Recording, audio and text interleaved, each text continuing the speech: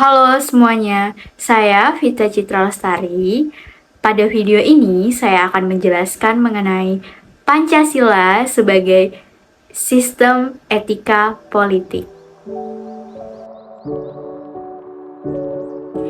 Nah, hubungannya apa sih Pancasila sebagai sistem etika politik tuh? Sebelum kita tahu hubungan antara Pancasila sebagai sistem etika politik, kita harus tahu dulu nih pengertian etika itu apa sih. Jadi teman-teman, etika itu berasal dari bahasa Yunani ethos yang memiliki makna kebiasaan, adat, watak, perasaan, dan lain sebagainya. Kata etika itu secara epistemologi memiliki makna segala sesuatu yang dilakukan atau kebiasaan atau tingkah laku. Nah, kata etika secara umum atau memiliki makna luas adalah ilmu yang memberi pemahaman tentang kriteria baik dan buruknya. Etika politik adalah praktik pemberian nilai terhadap tindakan politik berdasarkan akhlak, adat, budaya, kebiasaan yang mengatur tingkah laku manusia terhadap Tuhan Yang Maha Esa dan alam semesta. Sedangkan etika politik Pancasila adalah pengambilan keputusan dan kebijakan yang harus dijiwai oleh nilai-nilai Pancasila. Karena Pancasila memiliki nilai-nilai yang sangat fundamental sesuai dengan filsafat bangsa Indonesia, di mana yang sudah tercantum dalam Undang-Undang Dasar 1945.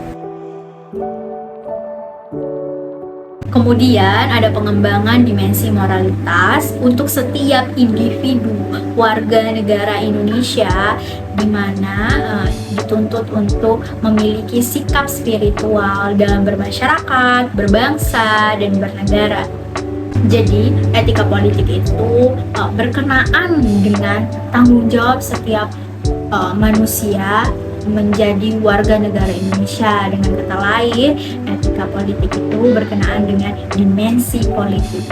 Jadi, pentingnya Pancasila sebagai sistem etika adalah menjadi rambu normatif di mana mengatur kehidupan berperilaku masyarakat Indonesia untuk bermasyarakat, berbangsa, dan bernegara. Tadi kita sudah mengenal pemahaman tentang keterkaitan antara Pancasila dengan etika politik. Nah, tujuan dari etika politik itu sendiri adalah untuk menciptakan pemerintahan yang bersih, efisien, efektif, serta demokrasi dalam hal yang bercirikan.